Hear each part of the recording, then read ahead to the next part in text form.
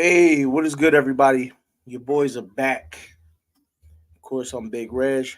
That's my co-host, Mr. Ghost. We are back and in full effect for yet another Thursday night stream. And tonight will be one of the discussions we have here about the Baltimore Ravens. And I guess we started off by saying, congratulations, Mike Macdonald, on after only 2 years of being a defensive coordinator. You're now a head coach. What do you think about that?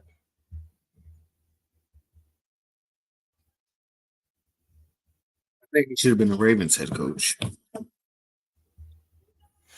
I mean, it just further proves no matter what, we're going to be stuck with Harbaugh. Yes.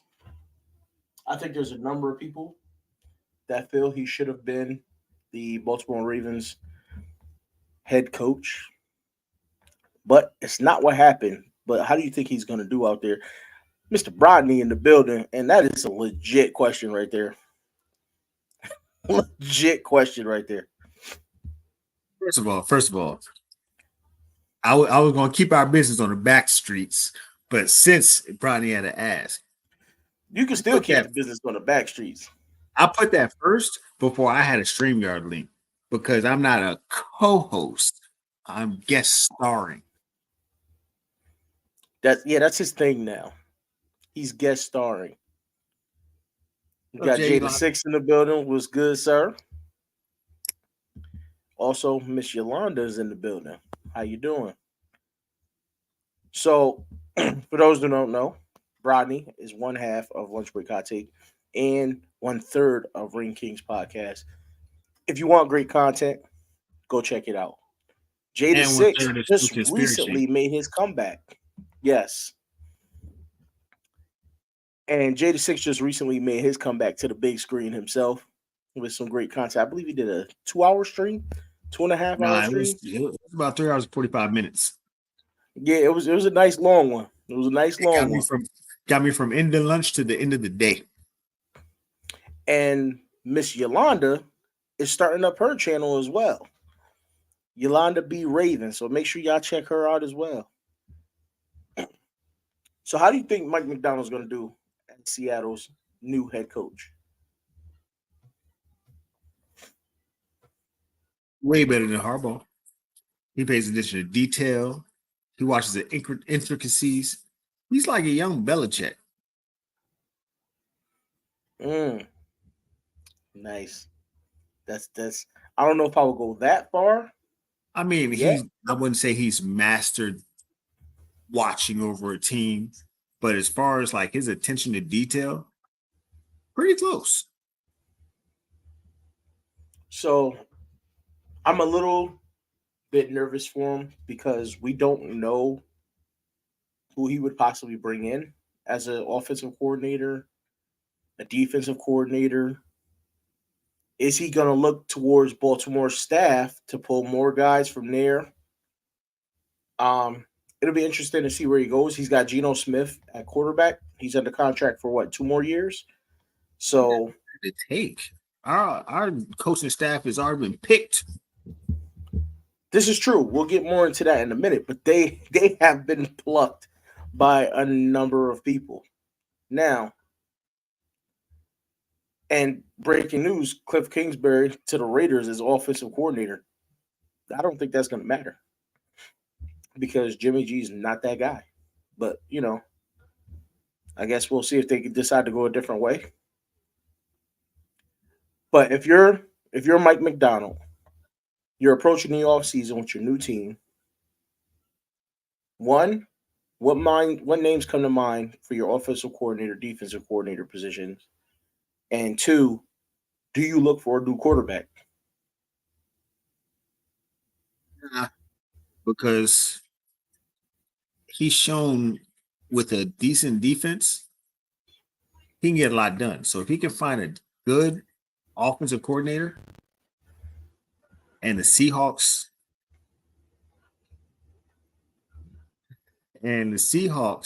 are one of the more steady organizations. Their GM actually does a pretty good job of building a team. So I feel like you stick it out with Geno. maybe you draft a QB in the second or third round. Maybe good one pops a free agency, and you see what life can be without that. You can't come in as a very young new coach and worry about the things that are already going all right. All you're supposed to be doing is coming in, fixing what's wrong, and then building from there. Well, that brings up part 2 of that. Do you look for a new quarterback? I mean, it's Geno Smith. He's been pretty good, but he's do you decent. want to bring a guy in?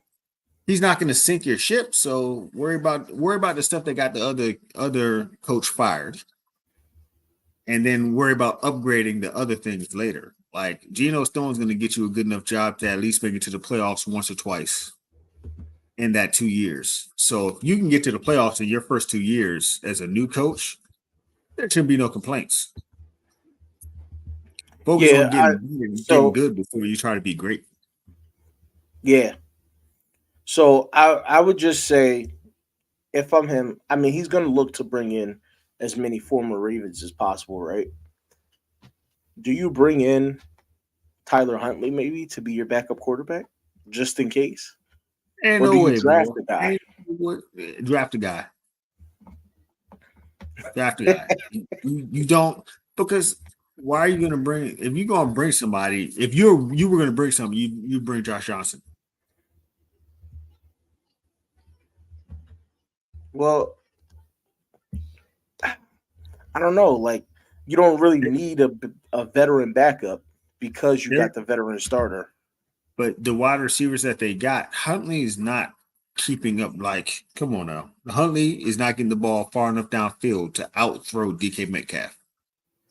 Maybe if he took a 2-step drop and just launched it as far as possible, but he doesn't have the arm to keep it with Metcalf. Josh Johnson can launch the ball. That's one. He can launch the ball compared to Huntley. 2, him being on the very back end of his career and being from Oakland, it's not too far away from home. So it's not going to be hard to convince him to at least get there. Something happens to Geno, you let Josh Johnson come in for a couple games, take over, let the defense do what Macdonald can do with the defense. You survive a couple games, Geno comes back, you make the playoffs. So I agree on I don't know how I feel about signing to Josh Johnson, but I do think they should draft a rookie quarterback. Probably later in the draft, but if you're going to go early, I wouldn't mind seeing them get, say, a Jaden Daniels, let him back up Geno Smith for the next 2 years. Then you start him. That gives him time to develop. And next thing you know, you got a monster on your hands at quarterback. So for him to develop for those 2 years, because his main thing in college, he was a little impatient. Obviously, he could run the ball like crazy, but sometimes his accuracy was a little questionable. Very strong arm, though. So he's one of those quarterbacks that he's going to go early because he did have a great year. So he's going to go early. But he's one of those guys, either him or you wait till next year and maybe try to go after Shedeur Sanders. The Seahawks are not the Commanders. They're not Cleveland. They're not going to knee-jerk them off. Man, we're only 11-6. Yeah, he got to go. They're not going to do that. Yeah. They're going to let it play through and develop. So, I mean, in his first 2 years, all his focus is to do as well or do better than Pete Carroll did in the year that got him fired. So it's not too much that he has to do to improve that. You go in here fire selling a QB. Oh, yeah, we got to get rid of Geno and we're going to draft this rookie and that rookie don't pan out. That's a quick way to get fired within 3 years. And I believe, speaking of being fired in 3 years, I believe Mike Macdonald's contract is a 6-year contract as well. Not sure what the numbers are. I believe it was a 6-year deal he signed, though, to be their head coach. Coaches get fired and they still get paid their full contract. So, yes, this is true. But they won't make it the same for players. Players aren't guaranteed their full contracts. But that's a whole nother conversation in and of itself. So congratulations to Mike Macdonald. Once again, I think he's going to do a great job over there. And I think, like you said, find a really good offensive coordinator, and he can oversee the defense himself. And I think they'll be just fine. Definitely be back in the playoff hunt, right? Um, Over to the Baltimore Ravens. You lost Mike McDonald. Then you lose your DB coach to be a defensive coordinator for the Tennessee Titans. Um, they promote Zach Orr, which I'm gonna get your thoughts on that, but I feel like it was a tremendous hire or promotion. I really like Zach Orr. I liked him as a player. He was highly intelligent as a linebacker. He knows this defense. What do you think they're going to get out of Zach Orr as a defensive coordinator, especially at the young age of 31?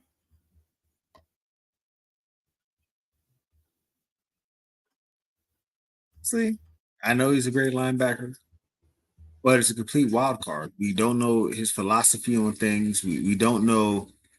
I mean, the Ravens are so locked down media wise, they only show just enough to, fan the flames to keep people excited. It's like a bad striptease show. So we don't know what his philosophy is. We don't know how much attention to detail he pays. We know he's going to bring them energy. He's going to bring fire to them. But hey, energy and fire without knowledge is missed tackles, overruns, them split belly cutbacks going for 17 yards. It's just like Mike Macdonald. We just kind of have to see where he's going to take it. Mike Macdonald was nothing like Wink, even though he was under Wink at one point. He is nothing like Wink. So he's going to be his own man. We're just going to have to wait a year and a half, maybe two, to really see what he's like. That's interesting you bring that up because they were polar opposites, Wink and Mike McDonald. Polar opposites. Believed in different things on defense, ran it completely different. I mean, you see it alone with the simulated pressure that Mike McDonald gives with his defense. That was getting there way more than Wink's all out blitzes every play, which is crazy. But it's a straight out difference, right? When you're running stunts or you got guys running moves, pulling switches, things like that, compared to, hey, all you guys just run straight. And so offensive lines were picking up on those blitzes from Wink, but he's another guy. He's looking for a job. He was let go by the Giants. Um, Probably gonna sit out for a year or so. We'll see what happens. But you made an interesting fact in Zach Orr is gonna bring the fire, he's gonna bring the passion, he's gonna get guys hyped and ready to play. They love him for that. But you said we don't know what he brings knowledge wise as far as being a coordinator. And that's a good statement because a strong statement because they could have hired or promoted Anthony Weaver, but they went with Zach Orr. So it brings an interesting dynamic because you still have Anthony Weaver down there to provide some his knowledge. But it's interesting. What do you think the main thing was behind Zach Orr getting the job over Weaver?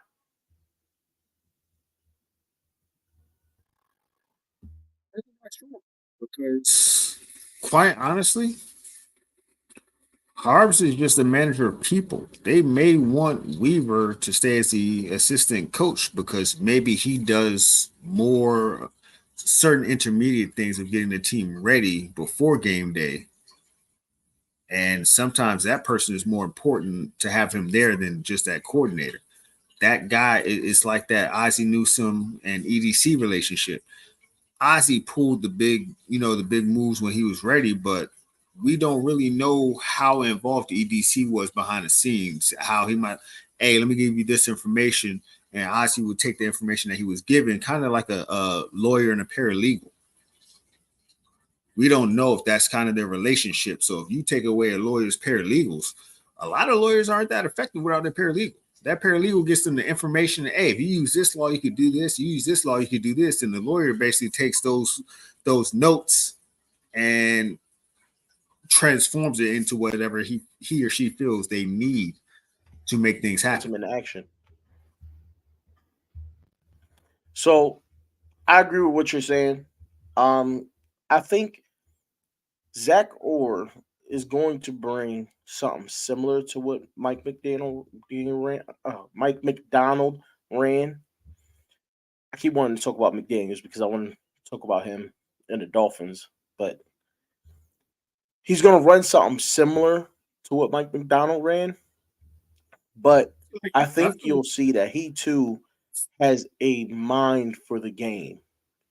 I think he's one of those guys that was just truly mentally gifted when it comes to football. So he's going to see things. I think you'll see different level linebacker play, especially as far as coverage goes. Because if you remember back when he was with us as a linebacker, he was our best covering linebacker. He was literally the guy we looked at to do everything on the field, not just stop the run. But I think with Orr, he might be more that line up across from you and win matchup by matchup more so than disguising things as much as McDonald might have. I don't think he'll blitz as much as Wink. He might be like a kind of medium. He might be a 60-40 A hybrid between the two. between Wink and McDonald. But I just see him more as we're gonna line up this way and you're gonna have to just beat this play. Yeah. It's gonna be interesting. He's gonna bring the fire that Harbaugh lacks, right? He's gonna get the guys heated and ready to go in a way that Harbaugh just can't. You know what the pregame's gonna be. Got two hands, two pads. You know what I'm saying? He's gonna be ready to go. He's gonna be ready to go. Harbaugh is not. He's just not that dude. He doesn't have it anymore. He doesn't have it. It worked anymore. When I think he had that leadership, that way to get guys going when he first came in. He had Ray and Ed when he first came in. I know. So it was a focus on a smaller group of guys because Ray and Ed really got everybody going. But I think John, them two, he just disappeared. When he lost them two, I do not remember him ever saying anything. And I was like, oh yeah, we good. We out here. Like, no, nothing like that. I think John just did a good job of getting backups prepared to play. That's why I say a small group of guys, because I think, and that would be perfect for him because what does he always say? We're the underdogs. We like being the underdogs. So he probably gave tremendous speeches to those backups and behind closed doors. And then they would step on the field. You get your pep talk from Ray, Ed, and then they would go perform. Once those guys was gone, it seemed like any of his pep talks were all for underdog teams. Like it was never, if we were going against a team where we were favored, he didn't have nothing to say. Now you get a guy like Zach Orr in there. I think that changes. He never had something to say. All he had to do, as Hendo said, is let the culture be the culture. And since those key people have left, he ain't been keeping the culture. No, because he wants it to be his own. He wants to build it his own way. And that's where the team has kind of fallen. Right. And now he has a Roquan who is trying to bring that culture back. So he was never the proponent of the culture. He was never a force that moved it. He had guys that did that. And he kind of just meandered and, hey, I want to run this scheme on offense and, hey, on defense, try and keep them under 22 points because the offense said they can score 27. Yeah. Like he's a go-between. He's not like the man. He never was the man. He never was the guy that motivated. He never was the guy that kept the culture going, kept the culture moving. Because if he was the guy that kept the culture going or kept the culture moving, just like Brady, it would have stayed with him and not went other places with other players. Yes. So, one thing I did forget to bring up when we was talking about Mike McDonald. There is a rumor that he wants to hire T Martin as his offensive coordinator. So that would be another Baltimore name leaving. So to here's what I'm go gonna tell you somewhere about else. this. All those people are damn ready to leave because, like I told you about the culture, Harbaugh is on some BS, and they know that who's got it better than us ain't it. They know that we went into a game that we could have easily won Easily. and called 42 pass plays. Even T is like, bruh, What if is all they this? gotta do is pin their ears back and come with it, we don't have the offensive line to stop them. We've ran 22 times, thrown 34 times all year long. Mm-hmm. Just to Even get in T that game knows, and throw right, 82% passes. right. Even T knows that's just not going to work. So that's something to keep an eye on. He's another guy that might be on his way out the door. Now that we're talking about that, now here comes the major question. Is it time for a soft reset, somewhat of a rebuild? To me, this would be the perfect time. You got 22, I think it is, 22 free agents. Your defensive coordinator's out the door. You got to hire new guys. Seems like you're going to take some of the staff with them. You've already lost a couple of guys. Why not do a soft reset here and now? You get John Harbaugh out the door, bring in a new head coach, right? Bring in a new offensive coordinator, and then you rebuild your wide receiver room, your offensive line. Rebuild what you can because you're gonna do a soft reset anyway. You're doing a partial rebuild now anyway. So why not go all out and just fire the head coach while you're at it? It's not even a rebuild or upgrade. You rebuild or reset, none of that, all that extra. It's an upgrade. Get rid of Harbaugh, get you a quality coach that resides in this century, at least this decade. Get somebody who knows it's 2024 and let them coach up. But we already know it's not going to happen because you already decided a defensive coordinator. What coach is about to come here and you already have a defensive coordinator? He don't know from a can of paint. When they say, "Oh yeah, he's our defensive coordinator," okay, cool. Y'all keeping Harbaugh. We're screwed this year at best. So yeah, Yeah, look, James Six said this century. Well, I mean, it's an old school philosophy he goes by, right? And it's one of those things where you'll see the good coaches, the great coaches, no matter what their old school philosophy is, they're able to adapt and change with the times. Harbaugh seems to be stuck on not only stuck on what he wants. It's kind of a stubbornness. He's stuck on what he wants, but he's also showing unwillingness to change, and he freezes up. Like a lot of people look at that game and say Lamar Jackson choked, but I think John Harbaugh is the one that choked. He does this every time he's in the big game, especially against Andy Reid.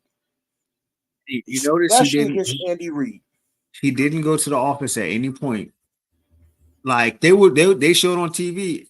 Oh, John Harbaugh just called the offense to the center. He just had a talk with the offense and this and the third. You don't see none of that.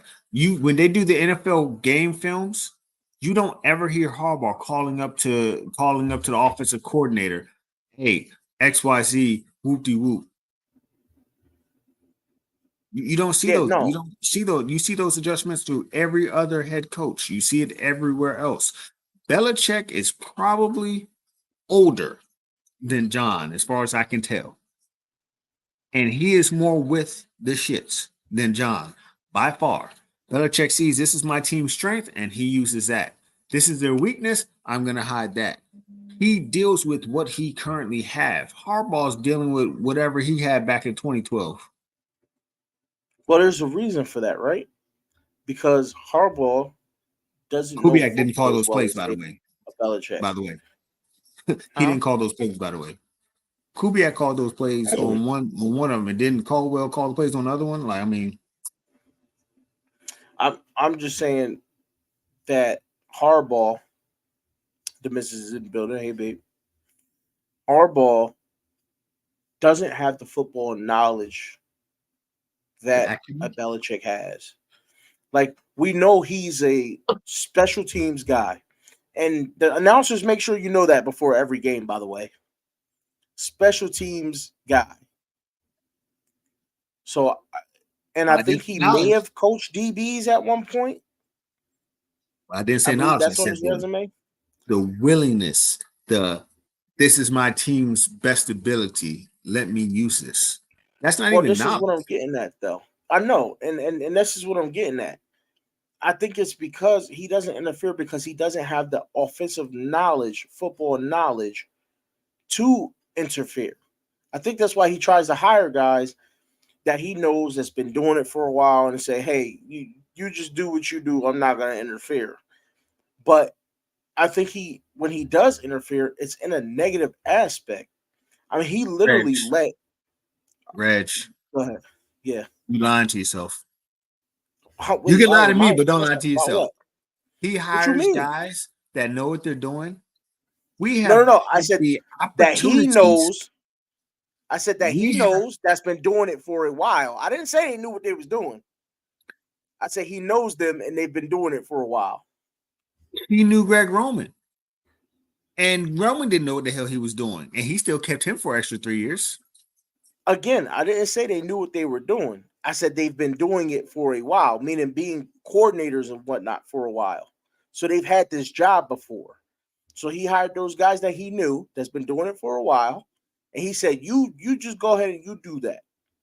And I think the But only time he interfered was in those big games when he got nervous and it cost But us to that's the lose. thing. We're talking about him having the ability to identify his team and know what to do with the team. That I don't That's care what I'm if, saying. He even does. if you have the best coordinator in the world, if you as a head coach can't identify the fact that we're 0-5 this year when running less than 22 times, if you can't identify that, then you refuse to understand what the strength of your team is. And the crazy part is, he's the one who wants to run all the goddamn time. So what happened last Sunday? You forgot That's about the that? point I'm making. That's the point I'm He's making. I don't think he does. I don't think he can identify with the team. And then on top of that, I think he holds too many personal grudges. How do you not? Gus Edwards, when he was at his best, couldn't get a good number of handoffs because John Harbaugh just never liked him for some reason, no, right? Dalvin Cook didn't get one. And that's I was about to say that next. Dalvin Cook came onto the King team. We're like, oh, he's a former Pro Bowler. He just had a season over 1,000 yards, and he doesn't get a touch in the AFC Championship game. That is a coach's decision, and even with a guy like OBJ, we know he doesn't like receivers that are braggers or boasters. OBJ doesn't get seen to the fourth quarter. These are coaching decisions. So I've been in these different Facebook groups that I was a part of a long time ago. So I'm still in them. You know, as a former Ravens fan, I'm in there checking to see what people got to say. Oh, we are free agent football fans, okay? I'm a free agent football fan until John Harbaugh is gone, and then I will find my way back to Baltimore. Will I Right. still cheer for him Then from I'll a distance? resign. Because yeah, like I'll still cheer for him from a distance because of Lamar Jackson and some of the players they got over there that are like Zay Flowers. But I can't be no more boasting and bragging about Baltimore for me because they just let me down when I do it. So I'm looking when I look at this team, I look at John Harbaugh and the way he does things, right? I'm in these Facebook groups and I go, well, the problem is you got to fire your head coach. And they go, why would we fire John Harbaugh? So this was a discussion I had with someone. Okay. They said, we made it to the AFC Championship. You guys need to be happy with that. Right? We almost got there. We had one bad game. And they said, we'll be there next year. And they said, Ravens fans, and I quote, it was like, you're calling for everybody to get fired. This person's got to go. This person's got to go. Da, da, da. He's like, they said Ravens fans are so spoiled. So I stopped. I said, wait, what do you mean spoiled? What are they spoiled on? Mediocrity? Why do you want to stay mediocre? You want to keep John Harbaugh here. tells me you want to stay a mediocre team, the team that doesn't quite get it done. I said, look at this. I want you to tell me this, right? Because you said Ravens fans are spoiled. This is what I said to the person. You said Ravens fans are spoiled. How is it spoiled when your head coach has won one Super Bowl, been here since 2008, won one Super Bowl, and after that Super Bowl, you've only won 3 playoff games? Where are we getting spoiled at, or where are Ravens fans getting spoiled at that point? Like where and on what? Because you're not getting spoiled off playoff victories and rings, because you only got 1 ring since he's been head coach, and you only got 3 playoff wins after that ring. So where exactly is the spoiled part? Can you as a Ravens fan, please let me know how you feel about that. Do you feel Ravens fans are spoiled? It's Your because culture, but that's not here. let me post something. You know, my wife want to be on a stream. I'm about to bring the laptop in there and put it right on her forehead. But here's a problem. We see these other franchises that are downright terrible in some aspects. That, oh, they made the playoffs, but they never won a Super Bowl. And our fans, well, Ravens fans, because I don't want to claim it. I don't want nobody to come after me. And Ravens fans say, "Oh, we win a Super Bowl like every 12 years. We good." But be talking about Ravens are the best. Period. You can't be the best a couple years and be the best. You gotta be the best all the damn time. Now you want to say spoiled? Spoiled is Kansas City going back to their 4th Super Bowl in 5 years. What was our last? Damn, we wasn't. We 6 years. ain't 6 even years. lost a Super Bowl in the last 5 years. Yeah, 6 years. 6 years straight, actually. So Our- four straight fourth Super Bowl in 6 years. They got 6 AFC championship wins. So, but did we get to a Super Bowl? No. My bad. We just hosted our first ever AFC championship game. Damn, we're spoiled. But spoiled though, right? It's crazy, ain't it? Crazy thought process. I believe. Damn, to Listen, be I was watching LBHT, and Jose said, and I 100% agree. He said, "I want what the Chiefs have. I want a dynasty." Why don't all Ravens fans want that? All Ravens fans should want a dynasty. All Ravens fans should want what the Chiefs have. Just saying. Instead, Ravens fans are doing things like when Joe Flacco goes plays for the Browns, they all of a sudden, oh, I want Joe to win. Watch Joe come in and beat the Ravens because Joe's better than Lamar. How many Ravens fans did that? How quickly did those Ravens fans turn their back just to go cheer for Joe? I get it. He was here during a Super Bowl. But what made Joe so great? I think what made Joe so great was the talent around him. And I don't think people look at that. You know what it is? It's that dude who go back to his 15th year prom. Oh, my boy. I used to want her so bad. I bet you she ain't got nothing now. And then she showed with Patrick Mahomes. And old boy showed up with Shanae. Talk about, I know she gonna be jealous when I walk in the door. And then she see his husband like, this motherfucker look like The Rock. What the hell? Going back to that 15-year reunion, hoping old girl fell off, and you still on top. That's what it is. They just stuck in 2012. They get one, and they think they don't win the world. They get one and think they're the best. In that aspect, might as well be Cowboys fans. Yes, 5 Super Bowls in 89 years.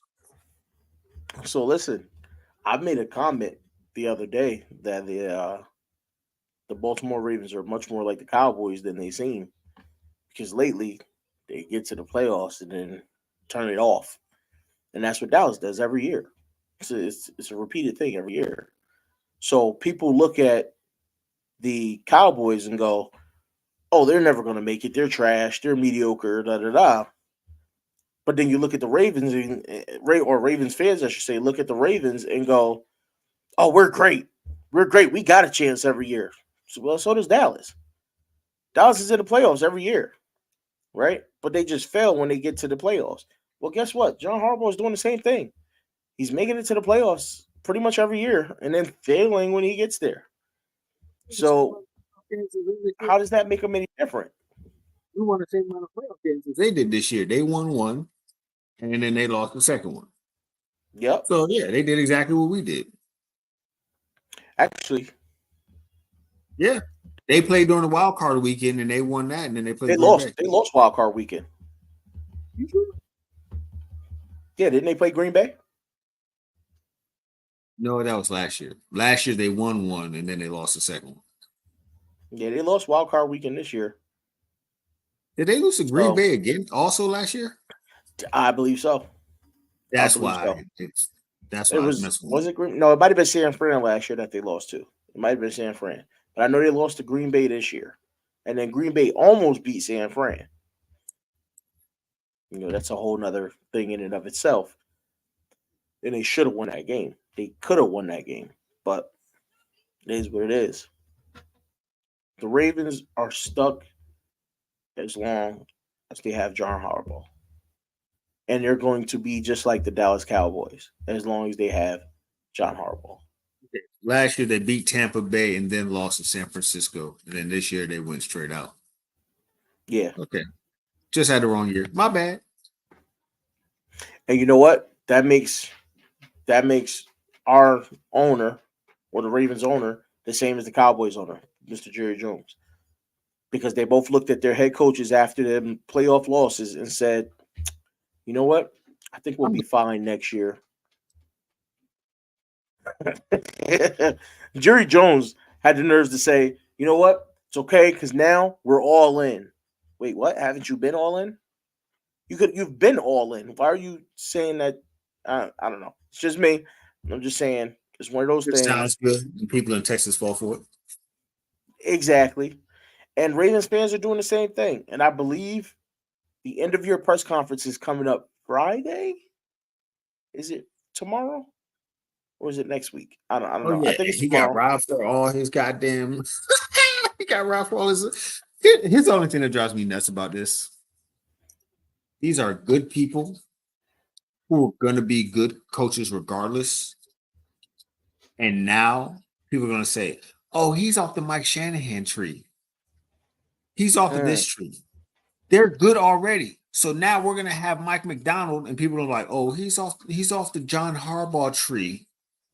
And everybody who Mike Macdonald brings and makes good is going to be off the Harbaugh tree. No. I think they're going to be off the McDonald tree. Because they pulled Harbaugh off of the Andy Reid tree, being an assistant at some point to an assistant of an assistant in Philadelphia. He was a special teams coach under him. But he was also a DB's coach, I believe, under Andy Reid. But then they were also like Andy Reid came off of somebody else's tree. So they just keep tracing it back. So even if somebody's off the Mike Macdonald tree in 25 years, they're like, which is also off of I'm like, bro, these fucking tree branches going forever and forever. I don't know. I don't think Harbaugh's gonna get that type of credit because we've seen it's one of those things where I did see somebody mention earlier today. It's more of a Baltimore thing, not even a Harbaugh thing. It's a Baltimore thing because we consistently have great defenses in Baltimore. I mean, no matter who the coordinator is.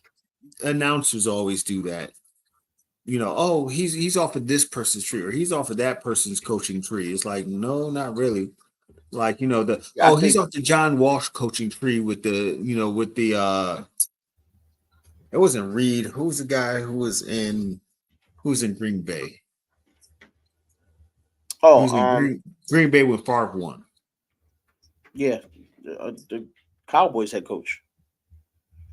Right, and Yeah. stuff, Jared, and they were like, "Oh yeah, he's off of that. He's off of that legendary Joe Walsh tree with the West Coast offense." And it's just like Joe Walsh stopped coaching 25 years ago. What are you talking about?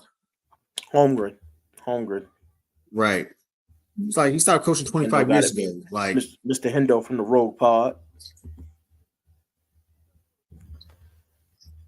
Hey, listen, we got some. I just realized there's America's Most Wanted is coming back, and it's messing with me. I thought a commercial with John Walsh and his son because America's Most Wanted is coming back. So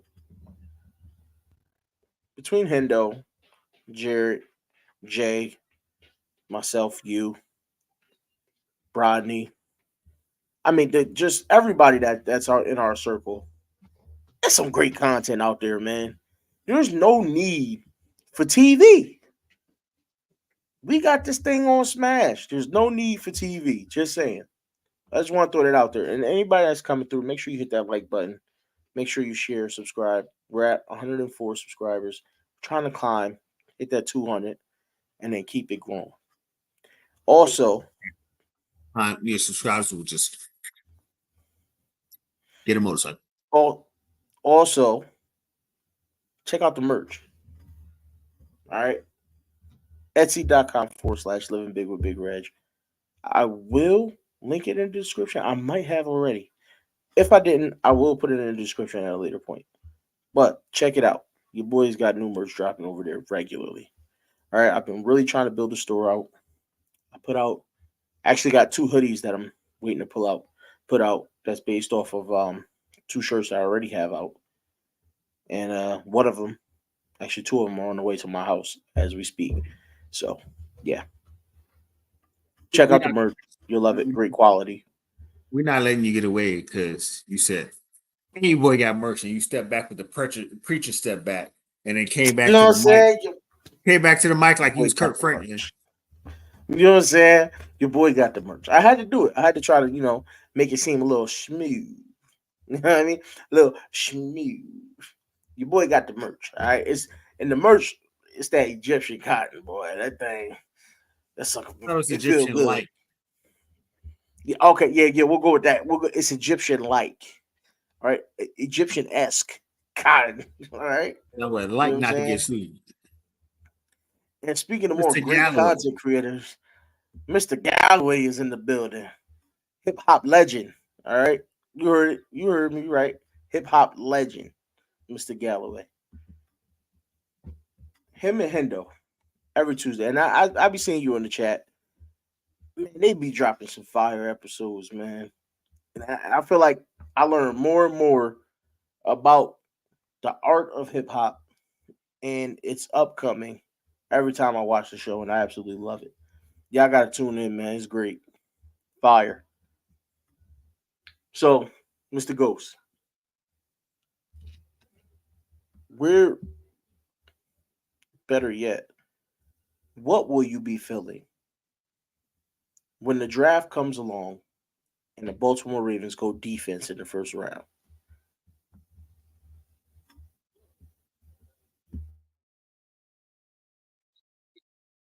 I won't even care. I'm still gonna be stuck on how Harbaugh still has a job. I'm right along with you. I'm a free agent fan, so now I'm just gonna watch the perfect scenario. The draft comes along. Say the Baltimore Ravens have traded their first round pick and their coach for Mike Tomlin. I would love that.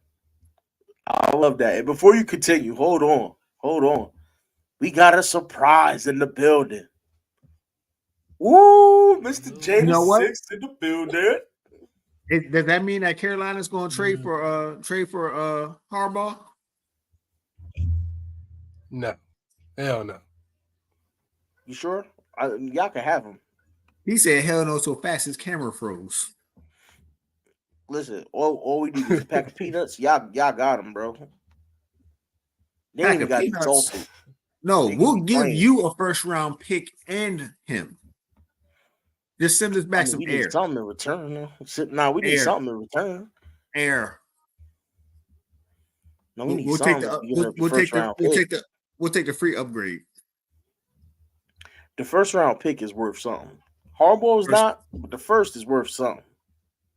Look, I don't care if they give us first class seats on Spirit Airlines. Just take Harbaugh. Oh man! If you fly Spirit Airlines, you might not survive. Just, I didn't say I was going to use the Very low tickets. Just chance take of Harbaugh. survival. I don't need to use the CJ, we tickets. got Just you take here. Harbaugh. I might get, look, hey, you know what? I don't even like you. Here's some tickets. Jay, since we got you here, right? First off, I want you to give me your thoughts on the new defensive coordinator for the Ravens, and then I want you to let me know what do you think is going to go on with the Panthers, because I believe you guys got your guy at head coach, right? Yep. So, But what do you think of Zach Orr, and then where do you think the potential lies with Carolina?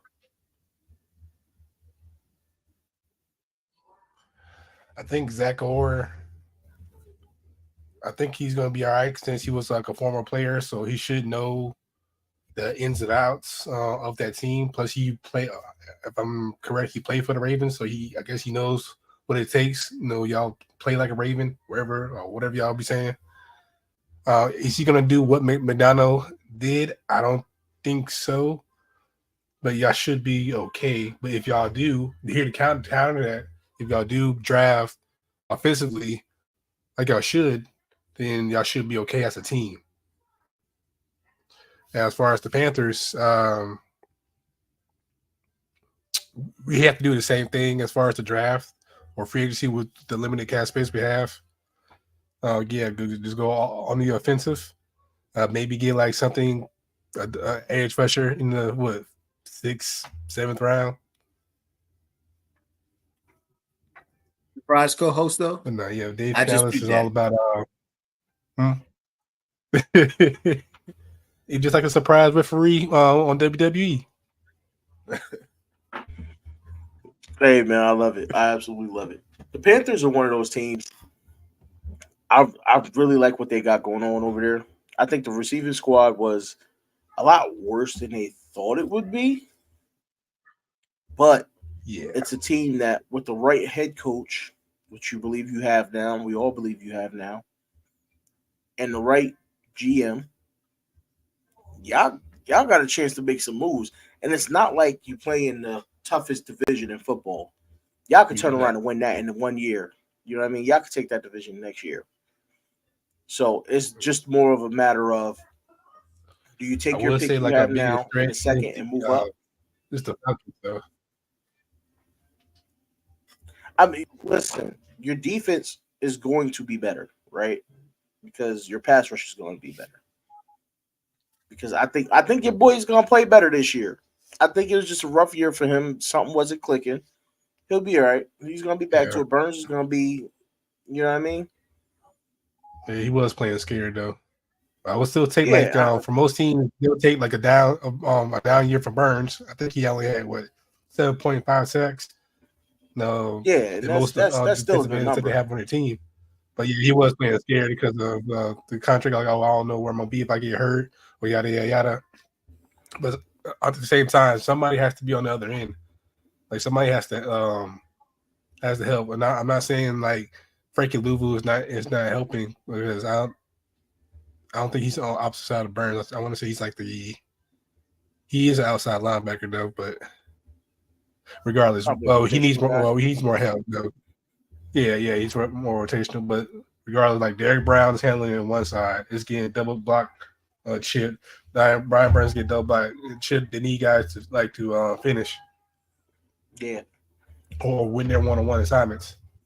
Like that's all. Yeah, I mean, it's this team has crazy potential. I've said that a million times in the show. Potential is a very dangerous word, but they have loads of it. And when you have that amount of potential, it's scary because the upside can be through the roof, but your low can be down through the floor. Down bad. And Bryce Young,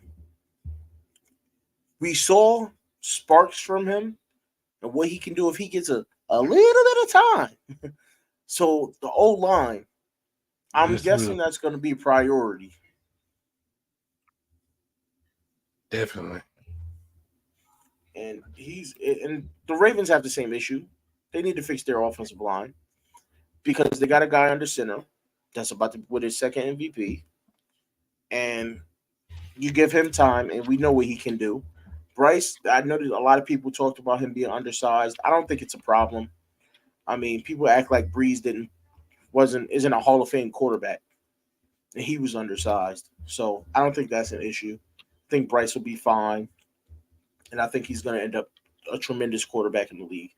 Right? I'm not saying he's going to be necessarily a Hall of Fame quarterback. He'll determine that in it of itself. But I think he's got the skills to be a lot more than just another starting quarterback. You know what I'm saying?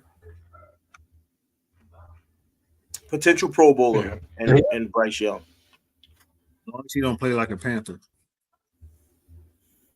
Well, that's messed up. Why you throwing shots? Because he took that shot talking about play like a Raven or whatever y'all say over there. So he did throw air quotes on that. He threw air quotes on it. Yeah, he did. Okay, yeah. I forgot. He don't forget. But from me, from that standpoint, what is playing like a Raven though? Like from y'all being long-term fans, what is playing like a Raven? It's basically just that. Basically, Ray Lewis, Ed Reed, just play your best every down. Give it everything you got and leave it on the field. That's playing like a Raven. Come in, put your head down, and grind. You know what I mean? And then it's toughness. It's having that dog in you, and knowing that that other team, nobody on it. Our mentality, or I should say, the Ravens' mentality, used to be. I'm gonna say our because I was a fan back then. So our mentality was there is nobody on the other side of the field that's better than us. They're stronger than us. That's faster than us. We are the top of the echelon. And we're going to work harder than them on top of it. And that, to me, was playing like a Raven. Coming in, knowing you're the best, being the best, and playing like it. And Ray Lewis, Ed Reed, Terrell Suggs, Haloti Ngata, all these guys, they put that forward. They put it on the field. There's a reason why you looked at the Ravens defense and so many guys came in, even unnamed guys. I mean, what was the streak, like 10, 20 years of signing an undrafted guy on defense that ends up a star player? There's a reason for that. Hard Arva Card. he was the defensive tackle. Yeah. So there's a reason for that. Because they come in and you have the legacy. It's like they say the hallowed. You ever heard somebody say the hallowed halls?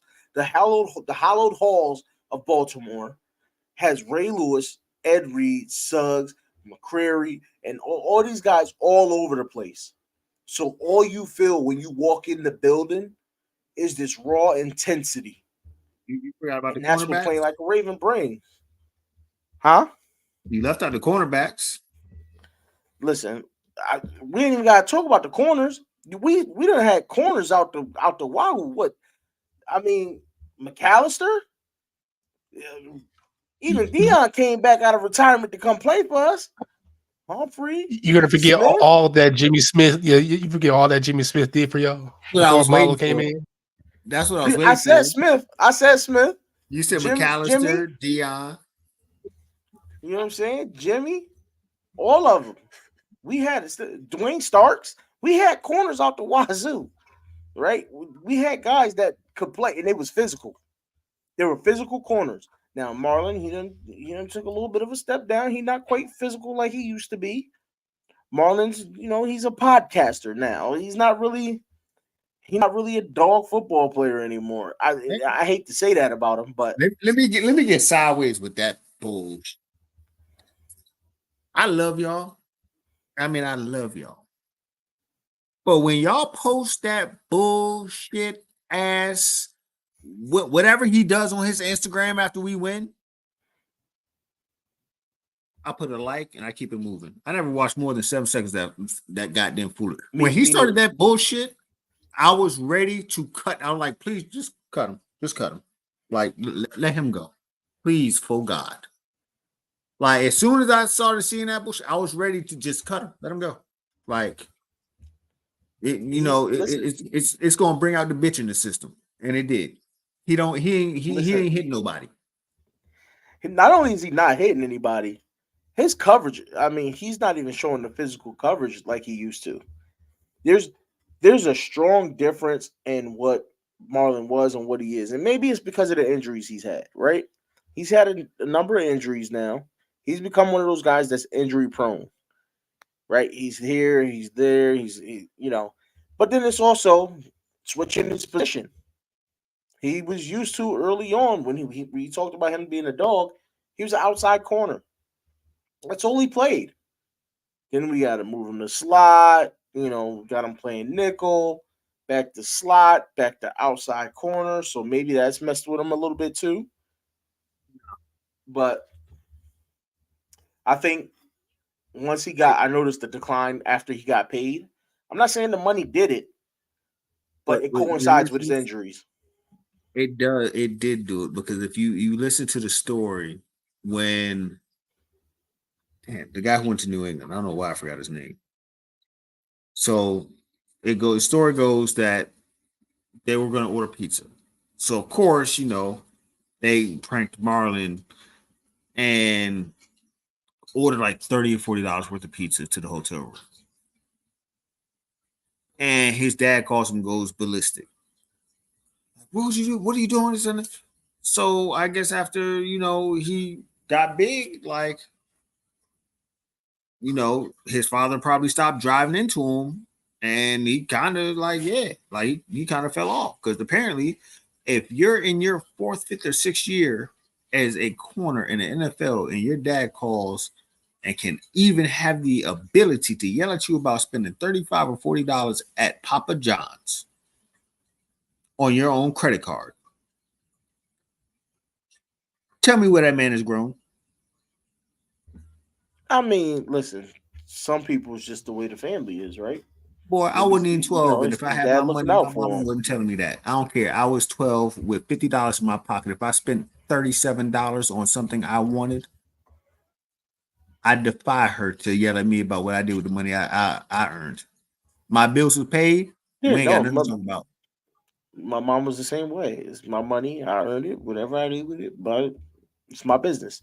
But you got $100 million contract and he bitching about $30, then something's not right with that. You yourself, it is obvious to you and your family you cannot self-regulate if they have to fly off the handle about $35 to the point where teammates are joking about it and it comes out in the press and podcast as memorable moments. Listen, I don't know. You tell me. Is it time to move on from Marlon? It been time to move on from Marlon 2 years ago because his salary cap keeps going up. We keep renegotiating the contract, but how many fumbles has he had in the last 2-3 years? Because we weren't paying him to be a lockdown corner. We were paying him for when that ball gets caught, can you create a fumble? I mean, we were paying him to be a lockdown corner too. I'm sorry. The Ravens are paying him to be a lockdown corner too. They're not paying him to be a lockdown corner because he don't even play the ball. No, he doesn't play the ball. But one of the big things that they raised on with him was his ability to play the receiver. You can be in position all you want, but you cannot be a lockdown corner if you cannot keep that ball from being caught. Because as far as I'm concerned, he's the same as homeboy on Dallas, who, you're going to catch some, but eventually he's going to get a pick. It's one and the same. He's going to catch, the wide receiver's going to catch the ball, and eventually Marlo's going to knock the ball out. Marlo ain't been knocking the ball out, so That's why I Brandon would just say Stevens is so amazing. he's a better for us. version. I wouldn't compare him to dude from Dallas because Dallas corners they actually intercept the ball and try to score with it. So I wouldn't Right, compare but him to saying that. I'd say he's it's the more of same thing. he's more of an Anthony Averett, like a better version of Anthony Averett, right? But I mean, He's they gonna play they tight both come from coverage, that. and then when you catch the ball, he's gonna make the tackle. But Well, he used to that's what make I'm the saying. tackle. It's not a lockdown corner. A lockdown corner. Brandon Stevens has had more batted balls in the last 2 years. I was waiting to In the get you last too. 2 I was years, waiting. you ain't getting no chance. In the last 2 years, than Marlo's had in the last 3 or 4. I'm gonna have to look that stat up to see if that's true. Look it up right now. Look up pass defense by the Ravens in the last 5 years.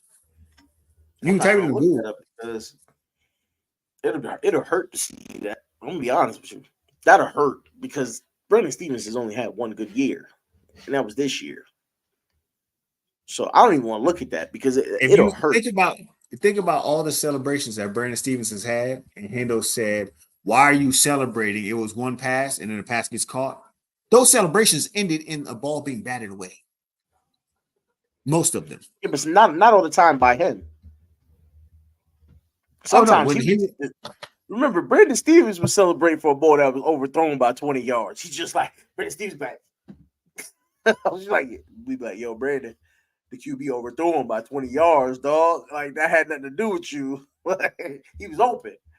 So I can't count the celebrations because Brandon would be out there celebrating for the wrong stuff. That's just what he does for some reason. I don't know. It's just him. He celebrates for all the wrong reasons. Like, there you go. Listen, Rodney got the fastest Google in the world. I don't care what anybody says. That man Google is on steroids. So all right, I was Rodney halfway says done. past defenses last 3 years. Humphreys got For 25. real, I need whatever internet he got on for real. Well, what's the interception? You know what I'm saying? His been went crazy. Give me that while you at it, because it's gonna save me time. All right, Brandon Stevens has. Oh no, Ronnie's over here super quick. Yeah, Rodney quick as heck. Like his Google on the Marlon whole had 3 more than I expected, but let them play another year. That's gonna change. Yeah, but that's in an even 3-year span. You know what I mean? 3 more, okay. Considering how bad Stevens was the last 2 years for us, it should not be that close. Yeah, but you know what? It's like you said. It's the type of coverage Humphrey plays. He's gonna well, I don't know about now, but prior, he was going to press cover you. And that's the reason why we called him a lockdown corner, because he was going to play press coverage and play tight coverage all the way through the route, so the quarterback wouldn't even look to throw the ball that way. Now, yes, a lot of times when the ball was thrown his way, and it would get caught. And then the big thing we loved about him was when he used to punch the ball out for fumbles, if the ball's just getting caught, well, guess what? Now it's an incompletion because he punched it out. He hasn't done that. He hasn't. You're absolutely right. The last 2 years, there's been none of that. You see their contracts? This shit is terrible. Brandon Stevens, a 4-year, $4.7 million contract. Humphrey, a 5-year, $97 million contract. This stat should not be that close. Brownie agrees, and I do too. I'm okay with them moving on from Marlon. I said that a year ago. I said that last year it might be time to move on from him. They moved on from Marcus Peters before I thought they should have moved on from Marcus Peters. He's $19 million a year. You need to move on from him before you move on from Stanley. Listen, if there was a way for them to move on from both and not have to worry about that cap, that would be beautiful.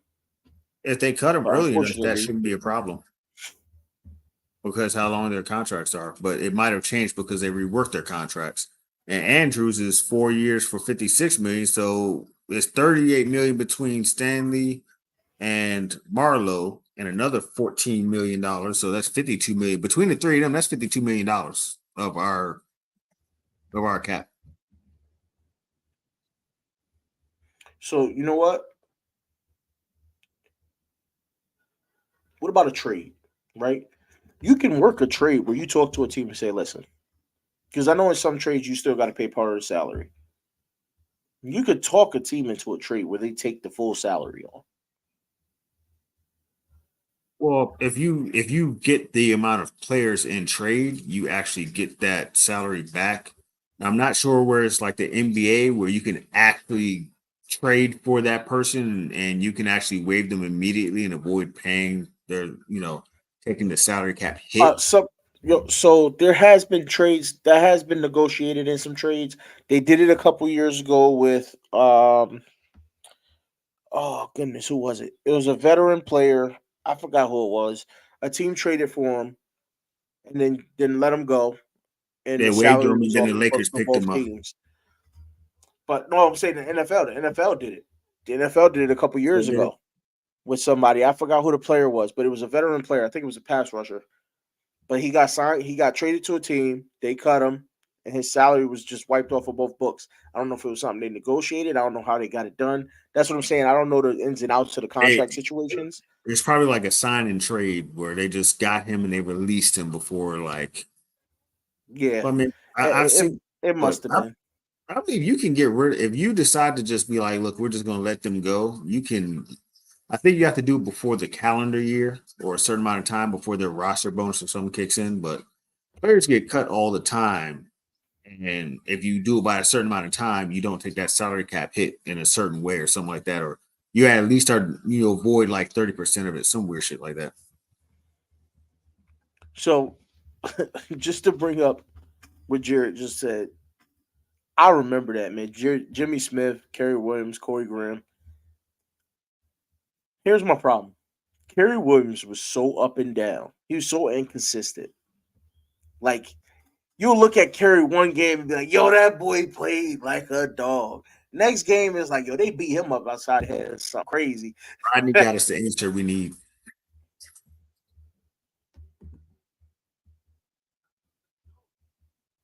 Yeah, see, the new team doesn't have to take on the guarantees, but you can negotiate. I believe you can negotiate it in where they take it on. But I'm not sure how that works though. But I remember Kerry Williams, right? I like Kerry Williams, but he was so inconsistent.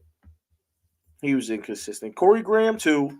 Corey Graham was inconsistent too, but he had those big plays in the playoffs. So everybody looked at him like, "Oh, Corey Graham's nasty." It was just that one playoff run. He had a couple picks. Want to know what's so wild? I have a coworker whose name is actually Kerry Williams. That's the guy who I was with in Minnesota for those 3 weeks during the season. Oh man, But his is Carey. And the yeah, crazy part is he has a twin too that looks just like they are down to if they have a scar on their face, they have the same damn scar. Like it's crazy. wow. They did. They did mesh well together, Jared. They definitely did. But I think even more so, I'd take it when we had prime Marlowe or Marlowe at his best with Jimmy Smith, Marcus Peters, and who was the other young slot corner we had? I can't believe I forgot his name. The short dude. You know what I'm talking about.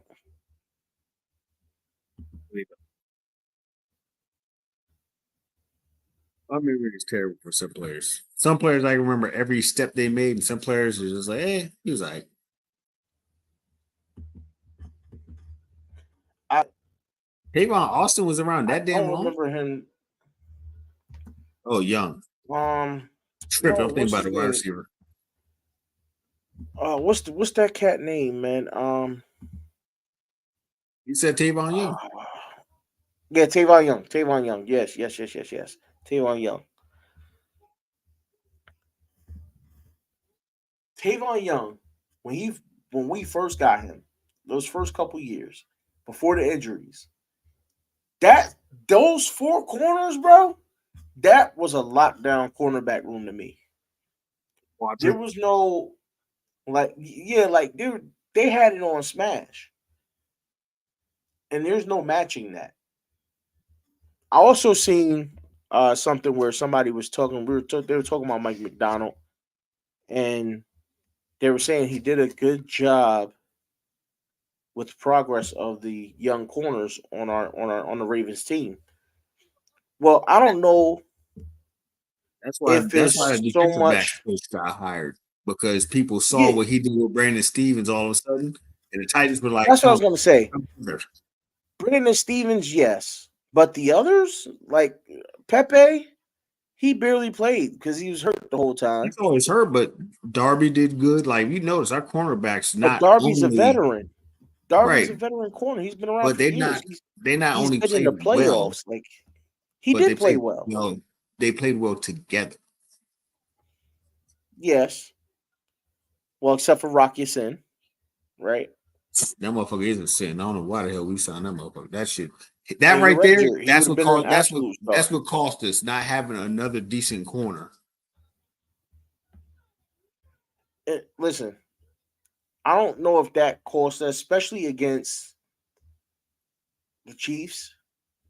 I don't think that cost the Ravens quite what people think it did because the Chiefs aren't deep at receiver right now. Oh no, I was joking. That's okay. Because that honestly, Sorry, I forgot to laugh. no. It's me not being a Ravens fan. I don't understand Ravens sarcasm anymore. Okay. When it comes to the Ravens now, I assume when I hear defense, that's just what it is.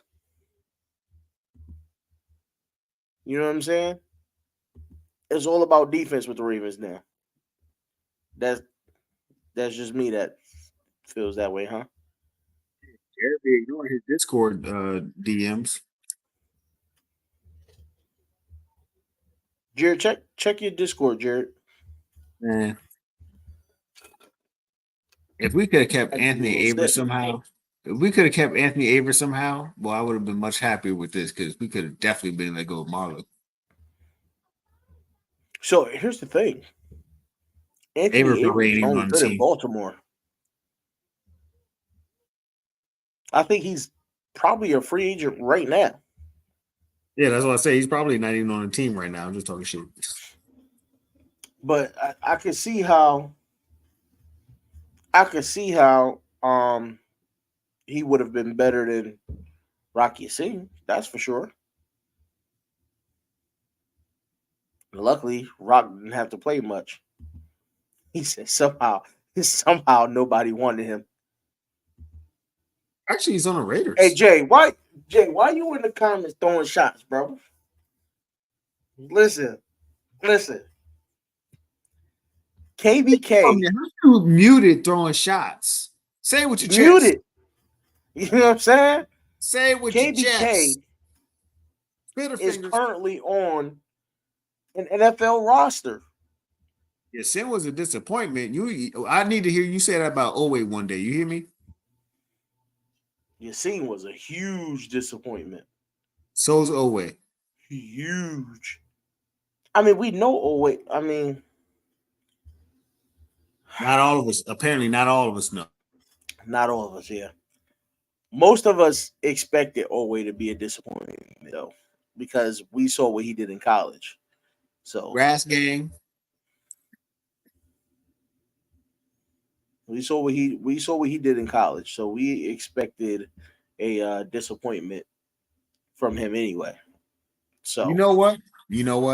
I'm glad you brought that up because this shows how much more of a disappointment he is because he had one of the best D coordinators in college and he still ain't do nothing. Think about the level of defensive coordinator he had, and he still hold on. Who was the defensive coordinator? Hold on, he was playing across from Micah Parsons. Who was the defensive coordinator again? Remind me. bro, he was playing across from Micah Parsons. Do you understand that? Do you understand what that means when you hold on? Let's The left guard, left let's tackle, and the center were all blocking Michael Parsons, and you still couldn't get a sack. he still couldn't get a sack. With the best scheming defensive coordinator in all of college football, because he definitely did even better in NFL, and you still couldn't get a sack. But boy, Man couldn't get got a more sack. grass than a goat. She said the disrespect. Listen, it's not disrespect when you're just talking facts, right? Why Jay disappear all of a sudden? Jay said he ain't get no parts of this. Jay ain't want none of the smoke. He said, I don't want none of the smoke. But it's not No, only my him. kid was crying. I had to go see what's up. It's not only him. Yep, I think that was McDonald, wasn't it? Wasn't that McDonald who's coaching Oway? No, McDonald coached Ojabo. Oh, damn. But he still coached Oway as the NFL, right? What's the difference? He coached Oway in the NFL, though. Yes. And he still didn't get it done. Yes. So what was she going to do about that poor 5-sack season? She's supposed to be starting a channel, which she officially is. Oh, yeah, she got this so she can defend her little Buki. He ain't gangster enough to be called Pookie. I think she's gonna avoid Clinton? You talking about Clinton? sports on her channel, though. Talking about no way. Miss Yolanda. Grass Guzzler 3000. I don't even like the way that sounds, bro. Chill. We ain't gonna do that one. That sounds terrible. That sounds. Pause. He made up a sign. Pause. I'm trying to figure out how fast you made that sign. That's what I want to know. Hey, we got another guest in the building. What up, fellas? It's good, Jerry. What's good, sir? I'm blessed. I'm still at work technically, but I had to hop on, man. Show my brother some love. Hey. Hey, man, no doubt, man. Anytime, you know that. Listen, Ojabo. Let's talk about this because this is one of the things we haven't talked about yet. That's very interesting. Does he get a starting position on this team next year? On your team, yeah. On what team? I'm not a Ravens fan anymore. I'm a free agent fan. Okay. John Harbaugh and I do not get along. And we decided we had to part ways. All right. I'm a Lamar Jackson fan, but as far as team, I'm a free agent. Now, if y'all remember Zadarius Smith, his first 1 or 2 years, we were like, of course, his talent, the talent was there, but he wasn't producing. Then all of a sudden, he started like toward the end of his years with us, he started blossoming into a premier pass rusher. Now, if Jabo pulls that off, then okay, because one thing about our coaches, I can say on the defense side of the ball, we know how to at least make a decent pass rusher to a star. Like Matt Judon, he was okay his first couple of years, then he turned out to be one of the best, outside linebackers coming off the edge. If David Ojabo can conquer his injuries and do that, then okay. But if not, get him up out of here. That's what I said. I mean, even Paul Kruger. Remember Paul Kruger? Yeah, Paul Kruger. That Baltimore developed, and he ended up getting a nice contract from Cleveland. And I think he ain't do nothing once he left. He got out of here and just wilted. Yeah, you know what? That happens with a lot of guys when they leave Baltimore. There's a lot of guys that we end up making look really good on defense towards the end of their contract, and they sign somewhere else and don't really do as good. But the exception to that was Zadarius Smith and obviously Judon. Judon went on to lead the league in sacks, but he didn't do as good towards the back end of his career with Baltimore. We actually, as Ravens fans, a lot of us, me being a former Ravens fan, a lot at the time, Ravens fans were like, you know what, Judon can go. Like, he's not providing the pass rush. And then he went over and Belichick schemed him up something crazy. The problem was Coach did a tape on Judon, and it literally showed he was dropping like 40% of the time. Yeah. So You know they were who else? The John Harbaugh decision. You know who else was like that? I didn't mean to interrupt you. You know who else was like that? Our probably former coach Anthony Weaver. You remember his stint with Baltimore? Yep. He started producing some sacks, and when he got signed with the Houston Texans, he didn't do shit. Mm-hmm. Yeah. It happens. So Baltimore has a history of having really good coordinators on defense. And most of them, with the exception of Wink and probably Dean Pease, were really good at scheming up pass rush. Again, Wink, he just sent guys straight forward. Just blitz. Just send everything you got. Dean Pease, he was more of a zone guy, but his pass rushes would not reach home. He was the one that created the saying "bend but don't break," because his defense will allow teams to get right down to the 1 yard line before they lock anything up. Remember, they were really good at run defense back then, but the pass defense was somewhat questionable because we couldn't get to the quarterback, and teams were beating us deep when we had Dean Pease. So, those, with the exception of those two guys, a lot of the coordinators from Baltimore were really good at scheming up pass rush. That's something that's a little different. And remember, way back when, like when we had Rex and those guys, they ran a real 3-4 defense. We had the three big dudes down there, the nose tackles, and you were stuffing the run first, and then your outside linebackers and your Ray Lewis's, they were making their way to the quarterback, and your corners were actually just playing defense. Like that's we were built different back then. 06, 08, around that time. Brandon, you got a nice smile on you. What's going on, brother? This is the helmet that I ordered and had it sent to your house. The helmet, that's your helmet right there? No, it's on the way to your house. For what, sir? It's gonna arrive with your merch. I'm a former Baltimore Ravens fan. Former. I mean, I hear you. I don't believe you. I'll say this though. They should get some helmets like that. Those helmets are pretty dope. Well, they need to change something, right? Unfortunately, the owner don't believe in doing anything. Something's got to change because it's getting stagnant in Baltimore. So I'm gonna bring this to you. When's the owner gonna change something?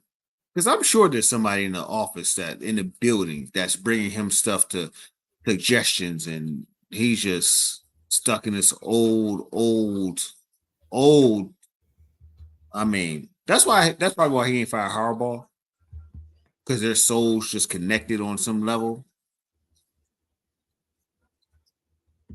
Well, Hendo, it was part of today's topic, but if you didn't catch it, we also talked about the Dallas Cowboys, the Seattle Seahawks, the Carolina Panthers, the San Francisco 49ers. We kind of ran through a list of teams. And the Commanders hiring the Dallas Cowboys defensive coordinator as their head coach. Yes. Instead of Eric Bieniemy. Bad call. Which was a bad call in my eyes. Very bad call. So we talked about a lot today, Hendo. So what are you saying, sir? What he's saying is, and I think I feel where he's going, because our souls just be so aligned sometimes. What he's saying is, you real accustomed to the still conspiracy right now. No, so what's going on is the news that I received earlier today has mostly been surrounding that team. So that's what I put out, right? I'm providing NFL news. Now, I do want to talk about the Commanders because I believe my guy KBK is about to be a starting corner there next year, and that might be who I have to cheer for next season because I like KBK. I might have to go over there with KBK, and we see how things ride out over there. Although I don't like the signing of Dan Quinn. And just so you know, Hendo, we spent the first 45 minutes talking about Seattle and if they should get a new quarterback, if they should draft a quarterback young, or if they should sign maybe a Tyler Huntley or any other quarterback out of free agency. And talking about how Macdonald should put together his staff over in Seattle. So they took the first part of the stream.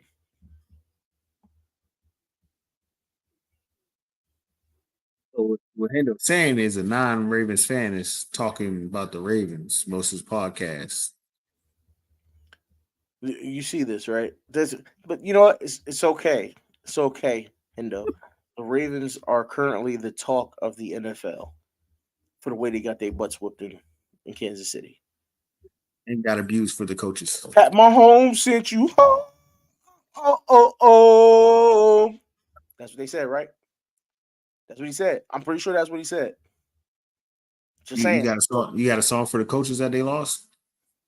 Nah, I'm gonna have to get one. I got a song for what Patty Pat did though. That's all I'm saying. No, this is and Reg B, Bader's not gonna do that behavior. because we don't know this. We don't know that KBK is not. Listen, he will be on that roster. Big He Red. will be on that roster.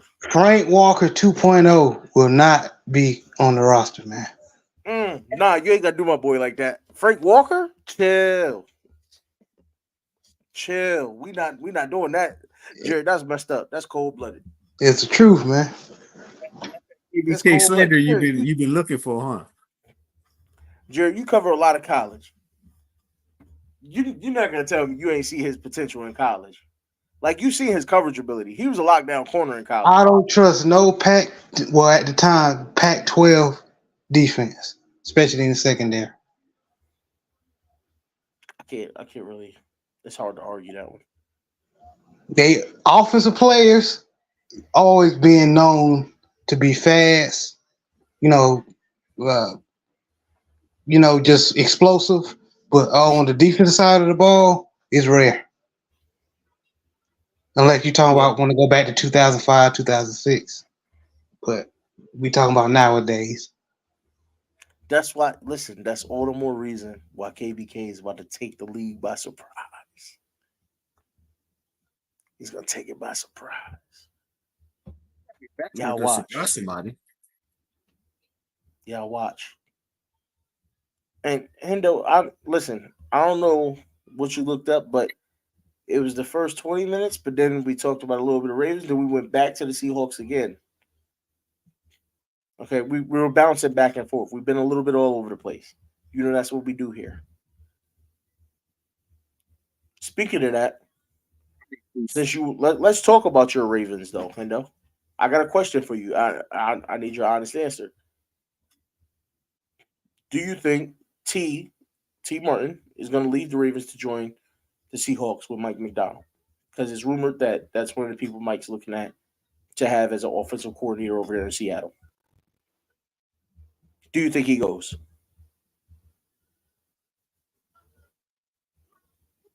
No, Bronny, it wasn't. We talked about Geno. How do you not remember that? We talked about Geno Smith. We talked about their weapons. We talked about if they should draft a young quarterback to set. Matter of fact, I specifically said Jaden Daniels and have him set for the next 2 years behind Geno so he could develop and then turn into a monster when he steps in to take over.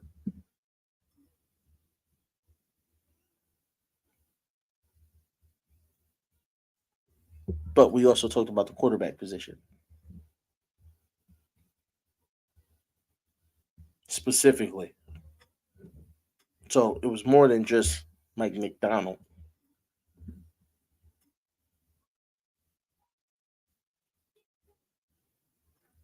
Hey, somehow I ended up with 3 co-hosts that went mute on me.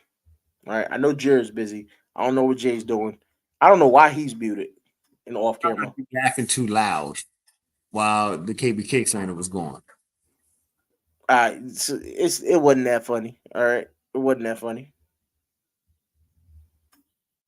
Oh, my bad, man. Actually, we talked about the Panthers' off-season plans. Did you miss that part? You were here for that part, weren't you? We spent a good minute on the Panthers, their pass rush. If we think Burns is going to be any better next year, like we spent a good minute on the Panthers. Like I think Rodney missed some of the stream there. He really missed the Panthers talk because I was talking about Bryce Young and how I feel he's a potential Pro Bowl quarterback and that his size doesn't mean anything because Drew Brees was a smaller guy. He QB, he's in the Hall of Fame. And Bryce Young's running ability is going to be a part of what helps him take off in the league. I agree with you. I just say like getting the ball out? No, we said we were gonna send Oway to the Panthers. That's what's going on. What were you saying, Jared? I agree with you, Big Reg, of Bryce Young having the talent to be a Pro Bowler, but the only problem was, like, especially with the Drew Brees example, when Drew Brees was traded from the Chargers to the Saints, he inherited a decent offensive line. So unless Bryce Young can get his owners to get some talent on that offensive line that can keep him upright, then that's not going to happen. His talent is going to keep him in certain games, but overall the crowd around him, if they ain't up to par, it's not going to happen. Yeah, that's one of the things me and Jay talked about before. I said I asked him where he think they were going to go in the draft. And to me, it was a double negative because not only is their offensive line struggling, but their receiving core was way worse than what they thought it would be. So now you have a double negative on that offense because you got to rebuild two positions at once, which is hard to do. But I think he has the talent to make those receivers look better if they can get stout on the offensive line. So I think first round their first pick is in the second round, the first pick of the second round specifically, whether they trade up or not, who knows. But with that first pick, if they can take we're not trading to up that up. Better offensive not line, trade up. why wouldn't you want to trade up? There's not what a guy capital out do there we in the have? draft that you wouldn't want. I mean, listen, y'all gave that up. I'm sure y'all got something y'all can trade to move up. Not far, but just like 2-3 spots, maybe 4. Thank you, Brady. If we're going to do any trading, we should trade back, which I'm down for. I ain't going to hold you. So you wouldn't want to take maybe the best offensive lineman on the board at that point?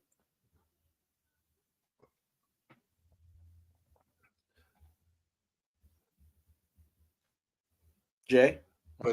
So what? I said the best offensive lineman on the board at that point?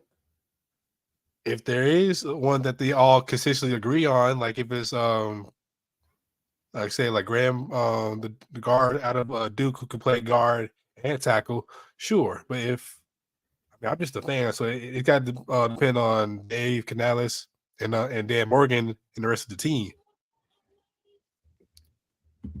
But like Dave Canales said in his press conference, I think he said today. Go ahead. No, so I think like what Dave Canales said in his press conference, like getting the ball out in under 2.7 or 2.5 seconds is the goal for Bryce Young. And for the O-line, like everybody says, nobody's really going to let go of good offensive line talent. So you're going to have to draft and just pray and hope like this time around, they're solid. Because we did draft last year. We drafted a guard last year, and he just kept getting hurt, and he looked I think that one game he had a PF grade of or PFF grade of what, 0? I don't know how that's possible, but That's I don't tough. know. Hopefully he can bounce back along with our 2 other guards that got re-injured. So I feel like it was just a tough break for you guys this year with the offensive line. And your young guys, they're developing. You know what I mean? They're. I know we thought they were going to come in and be the guys from the word go, but it doesn't always work that way. And they seem to have just had a little bit of a slump, but I think they'll be all right. MD Viewer says Rams proved picks don't matter. Ain't about trading back. Take the best player available. Listen. Best player available is one of those things that is wild. The entire draft is hit or miss, right? But for me, I don't know how I feel, especially watching the Ravens all these years. I don't know how I feel about the best player available thing. I think a part of me would prefer for the Carolina Panthers, specifically, if you have an offensive lineman there that you know what he can do, take him. If not, then I can understand the trade back. But if there's a guy, say you're picking at that 33 spot, there's a guy who falls from the top 15 down to about 25. Trade up and get him. I'm just saying for us though, what we're going to trade up with, like realistically, we got the only trade pieces we have is our next year's picks, which I damn Morgan better not touch those. We have Brian Burns, maybe Frankie Louvu, maybe Jerry McChan. That's possibly maybe it. I don't know if Louvu would be worth anything. Sorry, I didn't. Not taking any shots. That's what I said. Possibly. I don't know if he'll be worth anything. Maybe a 6th or 7th. And Bronny says BPA is not really a thing. And again, that's kind of my thought process towards it because when guys drop in the draft, which that's another thing I don't think is really a thing, is when people say, oh, well, he was expected to go here for him to drop this far. Is it really a drop or is it they know something we don't know? So they're not picking him that early for a reason. You know what I mean? And Brodney says 2 of the guys you named are actually free agents. But maybe we can trick a team, full team. I don't know. Something got to go our way at some point during this stretch or just new coaching stretch. So, all right.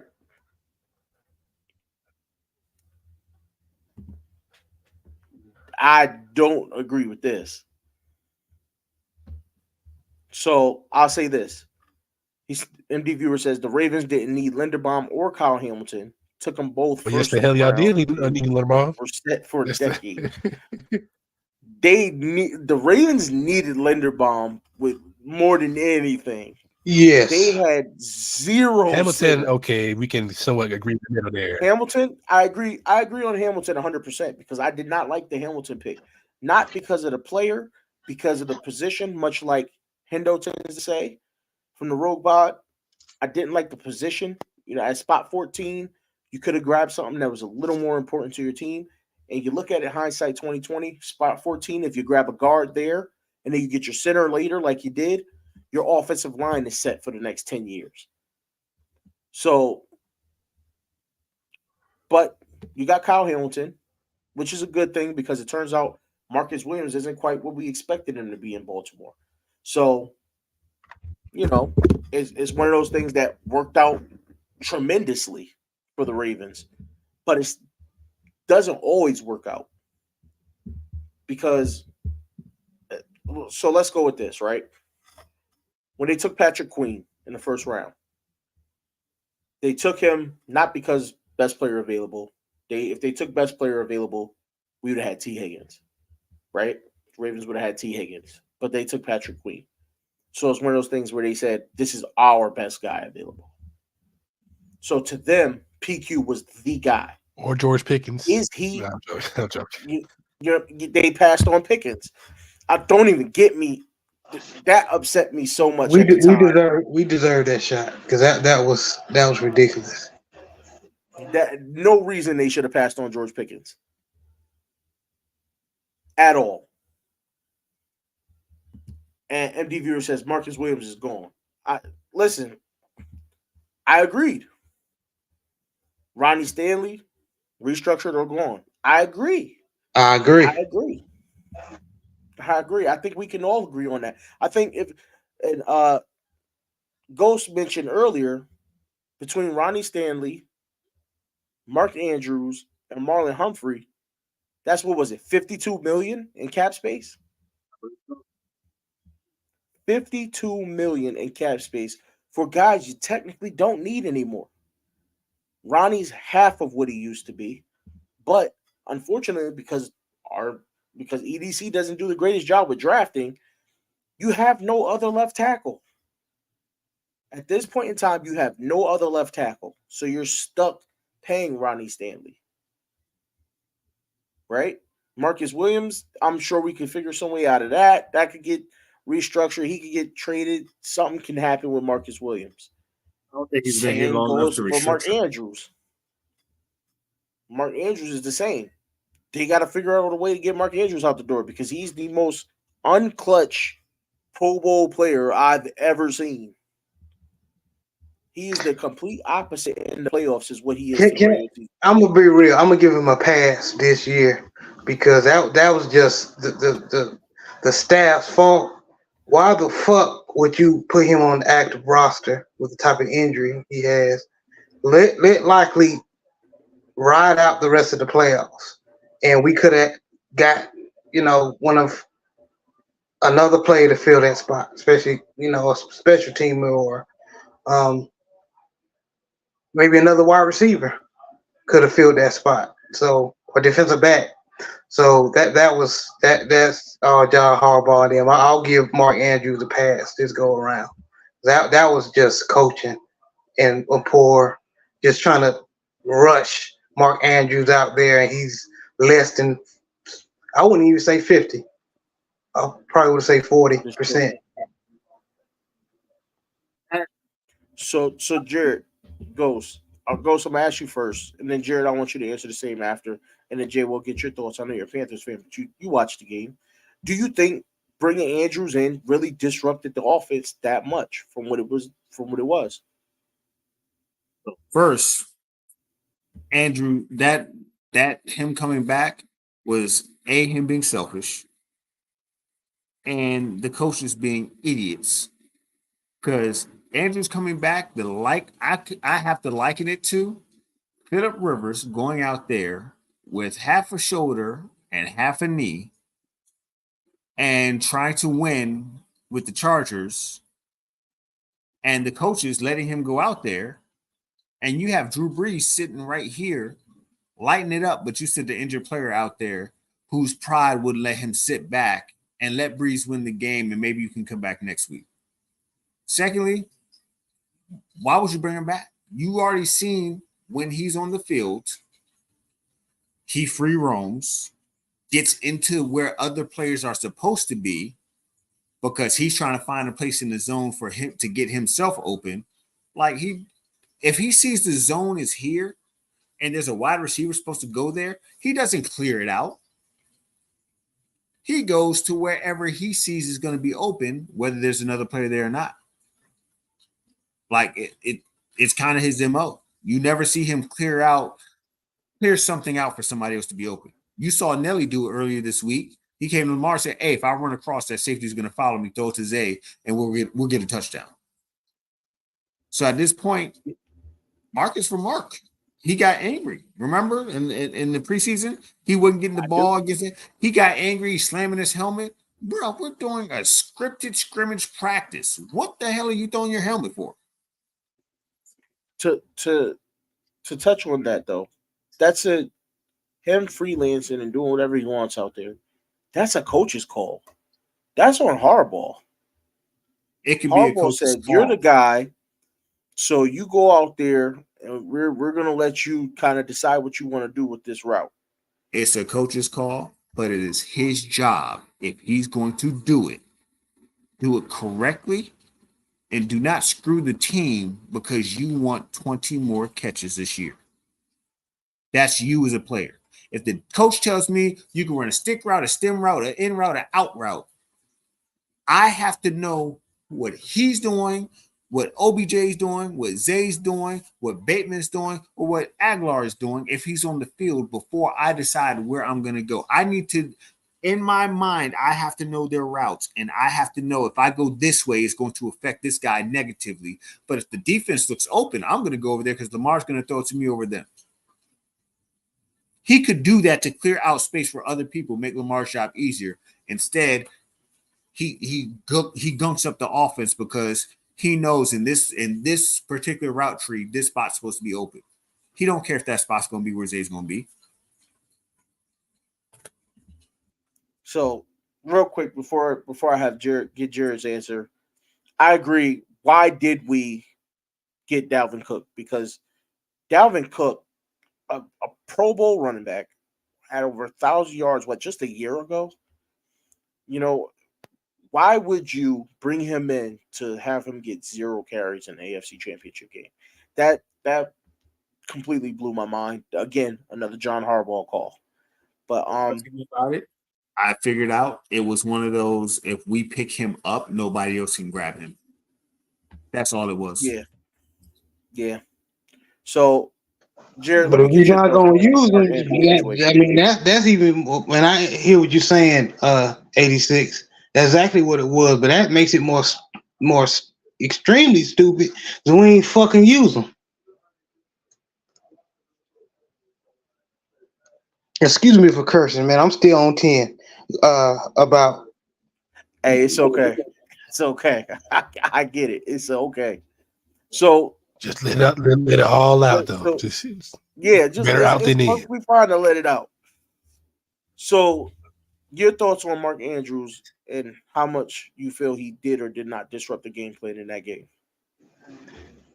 I'm gonna keep what I said originally. He shouldn't have been on the damn field. I don't care if he would have went behind some coach's back and, hey, coach, let me play, man. Fuck all that. You're not ready. Likely got a good handle on things. He got it in his rhythm. Lamar is finding him. He's finding soft spots in the defense. In my opinion, a little bit more smoother than Mark. Not saying he's the better player at this right now, but he could evolve into that. But as of in the playoffs or the last few games, he's been that tight end. So the front office or the coaches allowing him to be back in the lineup disrupted the flow of things, not Mark Andrews. Because, in boxing where certain fighters, you got to protect them from themselves. They getting the crap beat out of them. And they were like, I can go a few more rounds now, bro, throwing in the towel. That's what you have to do. And that's what the front office should have done with Mark Andrews. No, man, you're not ready. Or likely is doing his thing. I think Kolar could have ate. And as much as we get on Kolar, I think he would have had a few sneaky catches if Mark Andrews wouldn't have played. But we had to run the ball first. And that's another issue. But, yeah, that's all I got, man. I agree 100%. I agree. And Rodney said earlier it was only 18 snaps, but it was 18 snaps. And as we've seen, every snap in that game mattered. Every single snap. Jay, when I'm coming to you, what would you give up anything, and what would you give up if we offer Mark Andrews? Not a damn thing. Well, two reasons for that. One, again, we don't have the draft capital to be trading for any player right now, because trading for a player like Mark Andrews might cost us 2 picks, which is two more picks that we don't have the luxury of trading. Number two, I will take my chances with drafting a tight end, because even though in the past we haven't really been, we haven't been good at drafting tight end, receiving tight ends, blocking tight ends. We're there all the way. Ian Thomas, great blocking tight end, can't catch worth the damn. Even though we keep on doing tight end screens with him like he's Travis Kelce, that pisses me off. But we have something, a tad bit of talent in Tommy Tremble. Even most will disagree with me in that, but he has shown promise. I don't think he has that next gear to be a Pro Bowler or a superstar, but it's there. He could be a strong number 2 while we get our number 1. I already knew Brighton's going to come in with the Trimble's garbage. I feel that. That's why I say, like, most people would disagree with that. As I say, he can be number 2 while our number 1 awaits us in the draft, whether that be 2024 or 2025. And didn't y'all get Mark Andrews in the what, 3rd? So why can't we do that?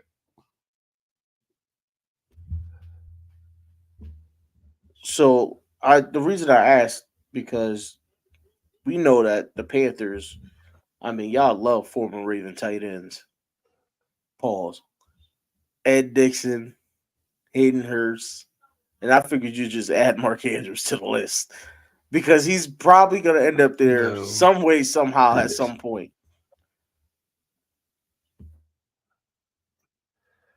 I mean, if it's on some Jeremy Shockey type shit, sure. Like where he just comes in for the cheap and just like, hey, look, I just want to play just to show people I still got it. Yeah, sure. If people forget, man, Jeremy Shockey and Greg Olsen, that was a good ass combo for a while it lasted. True. It was. Jeremy Shockey was one of those guys. I think he almost surprised me with how well he played in the NFL. And although I feel like his career was shorter than it could have been because of the way he played, because of how physical he was, but he played in the league for a while. But you know what I mean? He had a quick decline, is what I'm saying. And MD Viewer said Ravens hold on to guys too long into that 4th-year breakout instead of trading younger guys. And you know what it is? The Ravens like to hold on to homegrown talent as long as they can until it's time for the big payday. Then it's like, all right, good, go ahead. We're not going to pay you. We'd rather pay some low-budget veteran who might not be able to get the job done, but we're still going to try anyway. And realistically, they lucked out with how well Jadeveon Clowney played and Kyle Van Noy. I don't think anybody, especially Kyle Van Noy, because nobody expected him to come in and provide pass rush because years prior, he showed us that he was a coverage linebacker. So for him to come in and provide the pass rush he did was absolutely amazing and kind of shocking. If you were looking to free agency this upcoming year, and this is going to be my last question, we'll close it out after I get everybody's answer on this one. This upcoming year, looking towards free agency, do you want the team, and this goes for the Panthers and the Ravens, do you want to sign a veteran offensive lineman, or do you think the money should be spent once again on defense? Jared, we'll start with you. That's a good question. I would say I have to go with get rid of Morgan Moses and get somebody better. Hopefully, we can get somebody better in that right tackle as a veteran. Because Morgan Moses is he's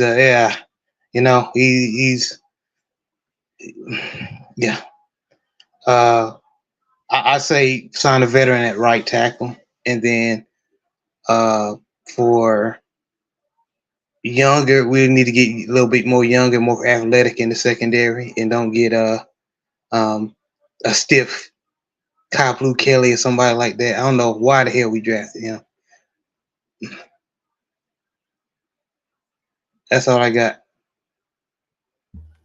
Hey, man, you gotta stop throwing shade at my boy, bro. All right, you gotta stop throwing shade at my boy. I couldn't help it. That's my bad. Ghost, let me know what you feel about it.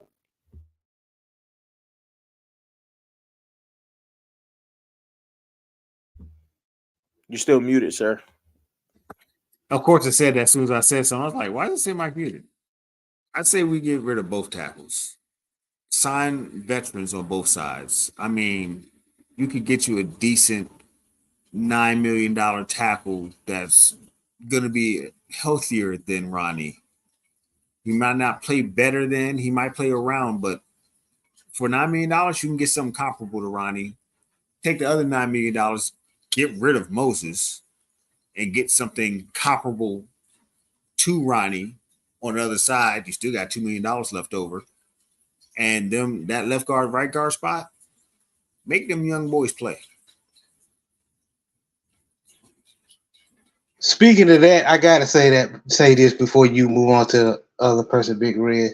I said it on shout out to Coach Sid Vitale. I said it on his show. I called in and I said that in my opinion, we should have kept Orlando Brown Jr. Mm-hmm. I've always said that. Everybody called me crazy. You tripping? You don't know what you're talking about. Look at us now.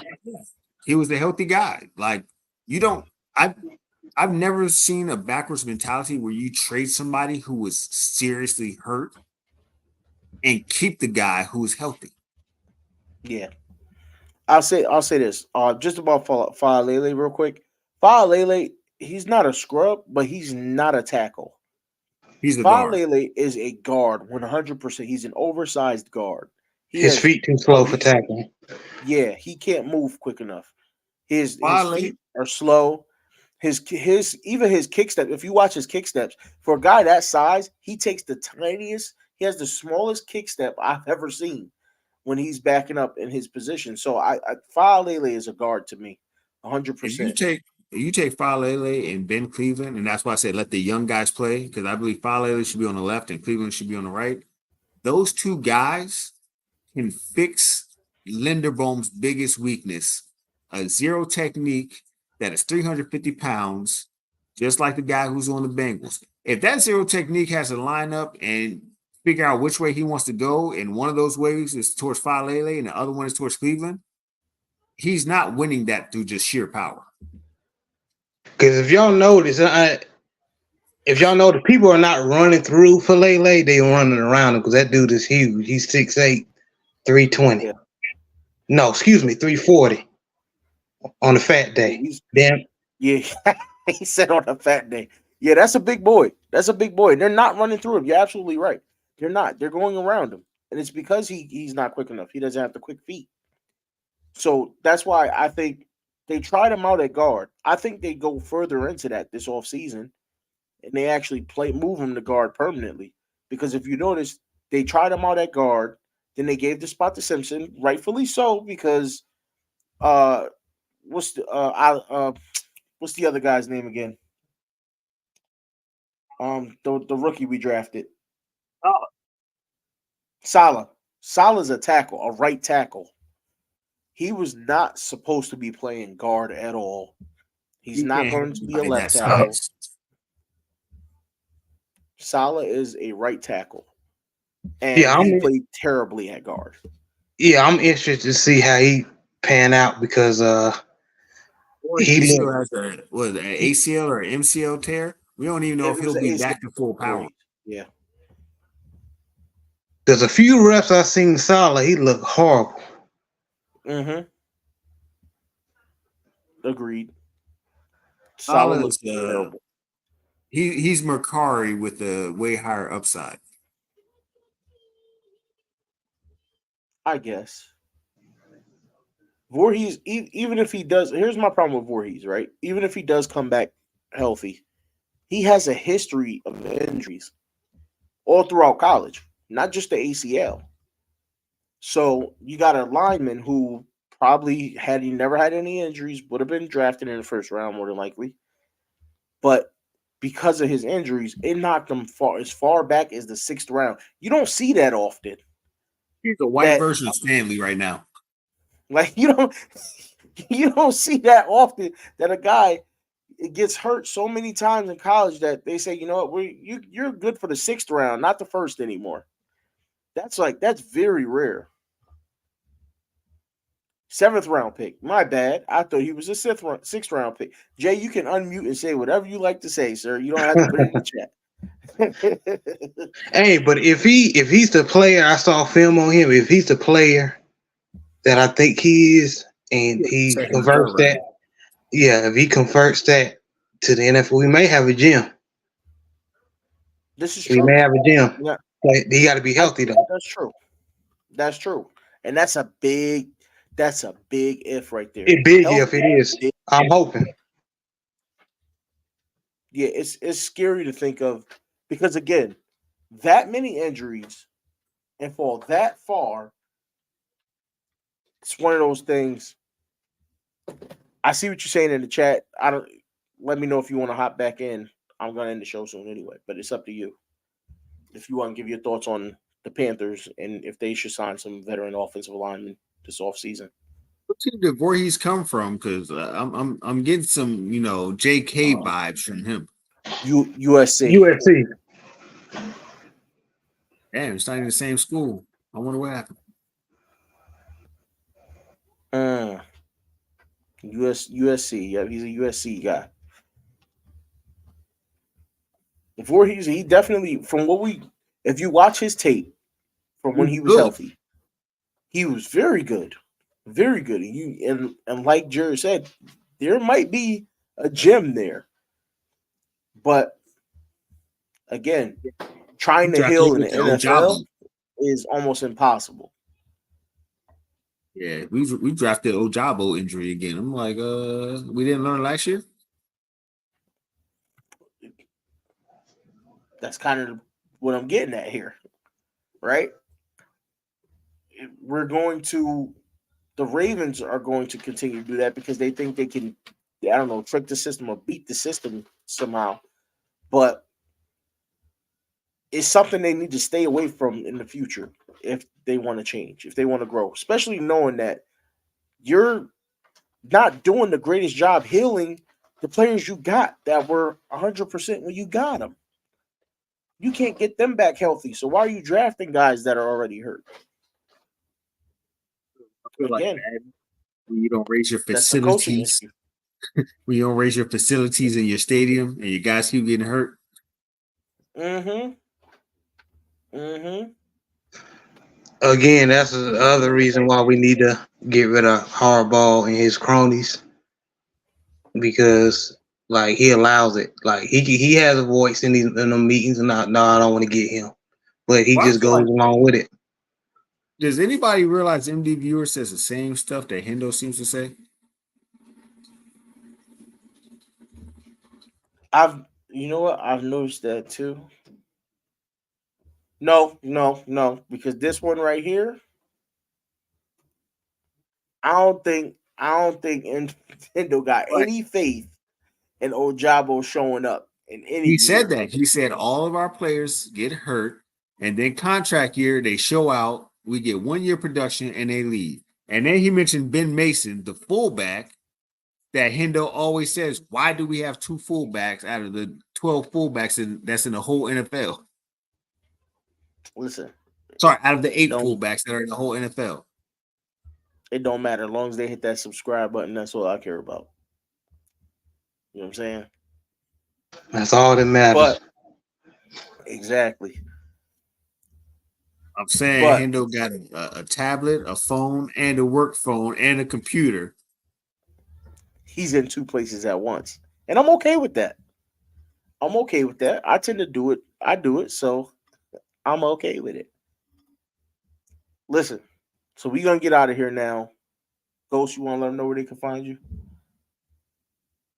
On the Couch University. Right side. Jared, let them know where to find you at, sir. All right. You can find me with this name, Jared O11 Green, on YouTube.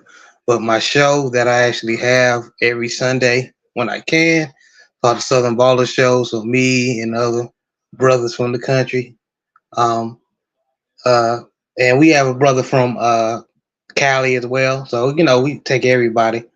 But we just chop it up and talk about football. especially HBCUs and any type of football. So just check me out. Definitely check them out. Great show over there. Great content. Them brothers teach me a lot about HBCUs, and they get into a lot stuff deeper than just sports too. So let's be real with it, Jared. It's a great show over there. Jared, I, you want I to let them know where appreciate they it. can find? Yes, sir. J the 6. You want to let them know where they can find you? If you're back, are you back? Is I've Jay been back. Okay, there you go. Okay. I never All left. right, Jay. Let them know where they can find you, sir. Yeah, you can find me mainly on Twitch, but more on Twitch, YouTube, TikTok. Wherever you see J6, it's probably me. I don't really have a set timetable as far as when I do my shows. It's kind of like whenever I get time, whenever life lets me do my thing. I respect it. And in case y'all didn't know, Jay covers NBA, NFL, college football, sneakers, a little bit of everything over there. Go check them out. Go check them out. Yes. As for me, Living Big with Big Reg here on YouTube, Twitter, and TikTok. Lacking on the TikTok content, but I'll be back. TikTok content. Also, I got a store. Check out the store. Get your merch. Merch is amazing. All right, you gotta get some. Etsy.com/living. It is, folks. I got me a shirt. This stuff is cool, man. You heard it right here. All right, my boy Jared already got a shirt. I believe Jay had some stuff come through too. Great material. I got 2 shirts, both fire. Look at that. So y'all gotta, grab you some merch while it's hot. All right. Still building the store. We thank y'all for coming through. We love y'all. Like, share, subscribe, and stay blessed. Peace. Peace. Peace.